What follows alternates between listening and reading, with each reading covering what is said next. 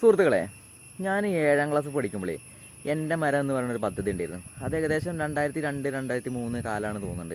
അപ്പോൾ അന്ന് സ്കൂളിലെ എല്ലാ കുട്ടികൾക്കും ഒരു ഡയറിയും അതുപോലെ തന്നെ ഒരു മരത്തിൻ്റെ ഒരു തയ്യും കൊടുത്തിരുന്നു. എന്നിട്ട് നമ്മൾ ആ ഡയറിയിൽ എഴുതണം ആ മരത്തിനെ കുറിച്ചുള്ള ഓരോ ദിവസത്തെ അതിൻ്റെ വളർച്ചയും, അത് ഒടിഞ്ഞു പോയോ, അതിന് എത്ര ഇല വന്നു, അതിന് എന്ന് വളമിട്ടു, വെള്ളമൊഴിച്ചു, അങ്ങനെ കണ്ട കാര്യങ്ങളൊക്കെ എഴുതാൻ ഒരു ഡയറിയും തന്നിരുന്നു.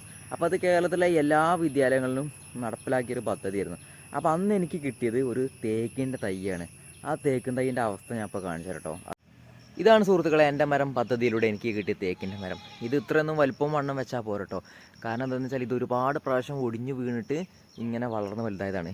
ഒരു 10-15 പ്രാവശ്യമെങ്കിലും ഇത് പോയിട്ടുണ്ടാവും. കാരണം കാറ്റടിക്കുമ്പോൾ ഈ റബ്ബർ മരത്തിൻ്റെ കൊമ്പൊക്കെ പൊട്ടി വീണ് ഒടിയും. അതേപോലെ തന്നെ വണ്ടി കയറിയിട്ടുണ്ട്. അങ്ങനെ ഒരുപാട് പ്രാവശ്യം ഇത് ഒടിഞ്ഞു പോയിട്ട് ഇങ്ങനെ ഇപ്പോൾ വളർന്ന് വലുതായിട്ട് ഈ ഒരു കോലത്തിലായതാണ്. അപ്പോൾ ഇതാണ് എൻ്റെ മരത്തിൻ്റെ അവസ്ഥ. അപ്പോൾ നിങ്ങൾക്കും അങ്ങനത്തെ ഒരു മരത്തൈ കിട്ടിയിട്ടുണ്ടെങ്കിൽ എന്താണ് ആ മരത്തിൻ്റെ അവസ്ഥ എന്നൊന്ന് കമൻറ്റ് ചെയ്യണേ.